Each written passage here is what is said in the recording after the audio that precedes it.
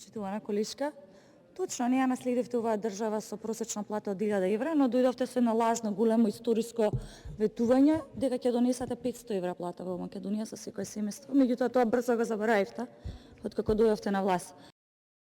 И дека ќе го поддржи заради тоа што секако тоа го заслужуваат граѓаните, бидејќи тоа се пари на граѓаните. Тоа не се ниту ваши, ниту наши. Убаво е кога говорите и посветувате дел од вашето внимание на опозицијата да дадете исто, да имате вака доблест да кажете дека токму оваа опозиција ве подсетуваше дека ќе фрлите државата во кризи и тоа не една во 4 вие успеавте маестрално.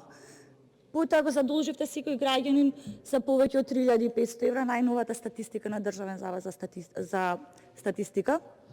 И кога веќе се обидувате да толкувате податоци, бидејќи нели вие бевте прогресивна влада, ве молам да не ги злоупотребувате податоците. Многу се јасни податоците на Евростат, каде што за жал Македонија е со најниска минимална плата во Европа. И тоа не го велам само јас, пазете овде има многу убаво истражување од поранешниот, односно членот на поранешниот министер ваш за финансии, господинот Тевдовски. Видете што вели убаво овој универзитетски професор. Покрај тоа што и тој вели дека минималната плата е најниска во Европа, исто така се согласува дека пола милион граѓани во Македонија живеат во сиромаштија.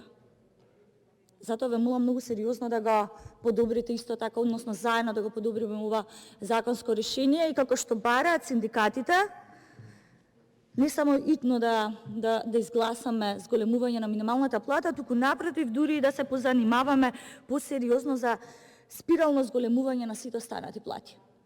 Сметам дека ќе се согласите дека тоа барем најмалку е нешто што ние овде како противници можеме да го направиме за граѓаните, за кои што вие 5 години не направивте ништо. Посериозен пристап заради тоа што Македонија е 4-та земја во Европа која што длабоко тоне во сиромаштија. Ви благодарам. Контрреплика претеничката Даниела Колева, повелете.